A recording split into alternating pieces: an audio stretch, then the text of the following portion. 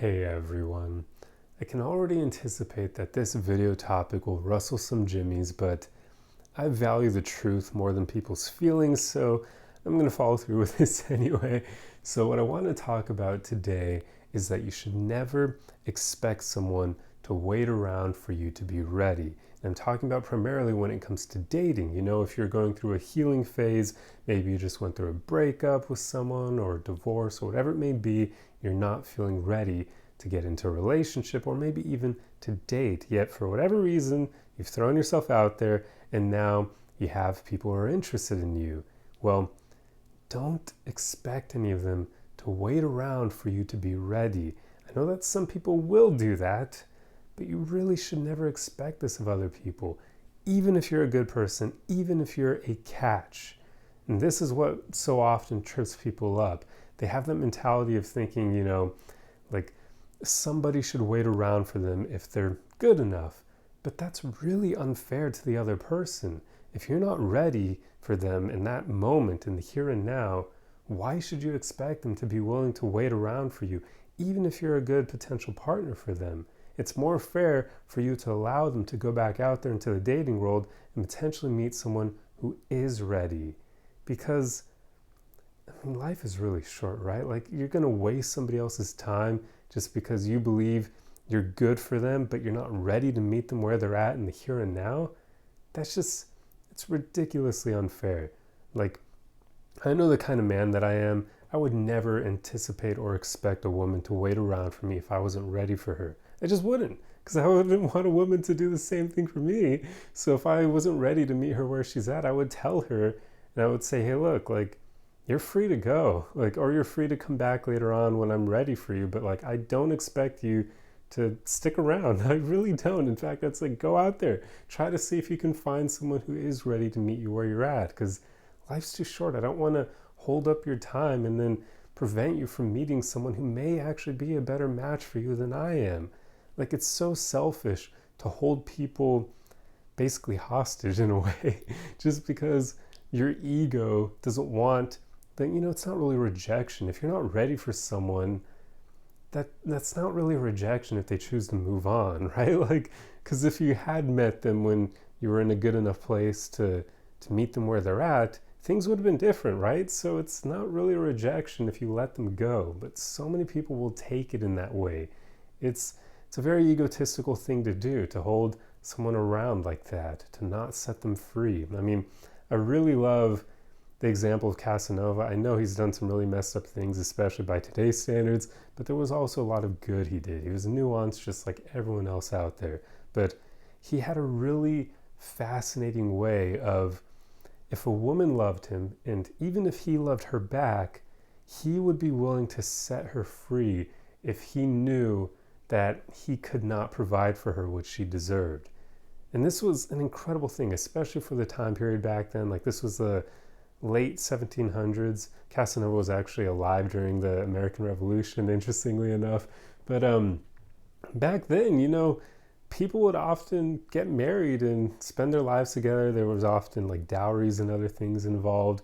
And Casanova knew that he didn't really want to be married. Like, it wasn't something he was interested in, even back then. And this was before all the craziness of modern dating, where nowadays marriage does seem like a not so great deal, but back then it was a good deal. Like, people would stay together if there was a dowry attached, and you would get something as well along with a woman that, well, people didn't really marry for love back then, I guess. So if you did happen to love her, then the dowry would be a bonus on top of that.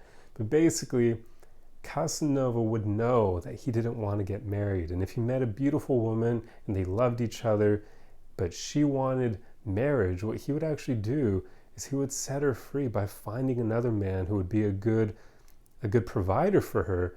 And he would introduce the two of them together. And he would basically tell that woman, hey, look, I know you love me. I love you back, but I can't provide a future for you.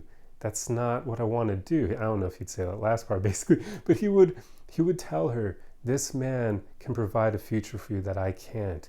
Please go with him. He'll be able to have a beautiful family with you. He'll be able to give you all the material desires that you have, and so on and so forth. Casanova would literally, even when he loved these women, even when it was difficult for him to do, if he knew he could not give them what they deserved or even what they desired, he would set them free. And that to me has stood out to me ever since I read his memoirs. It's just something that I find that really beautiful, because how many people would be willing to do that?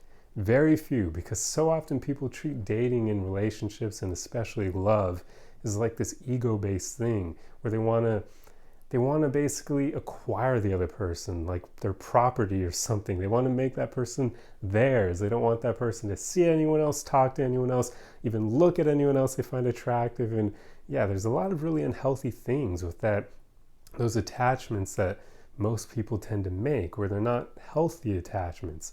They're ego-based or insecurity-based. And yeah, it's a big problem. So I brought up that example to show you how you can still like someone, maybe even love them, and be willing to set them free if you know that you cannot give to them what they deserve. And that is the way you should go through life. You never should expect someone to wait around for you, to wait for you to be healed enough to reciprocate for them. You just don't do that. Like, that's kind of arrogant in my opinion. If you expect people to wait around for you, like, who the hell are you?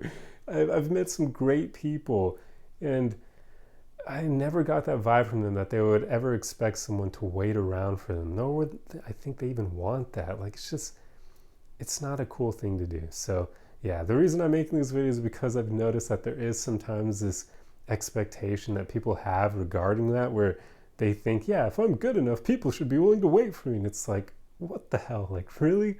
Do you not, like, listen to yourself saying that? That's kind of, it's messed up. It really is.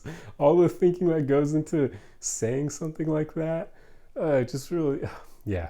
So don't do this. Please, for the love of God, don't do this. If you're not ready to meet someone where they're at, and you lucked out in meeting someone who would be a good match for you, just be honest with them. Tell them, hey, look, I really like you, but I'm not quite ready to meet you where you're at. And I understand if that means you want to go find someone else, by all means, please do.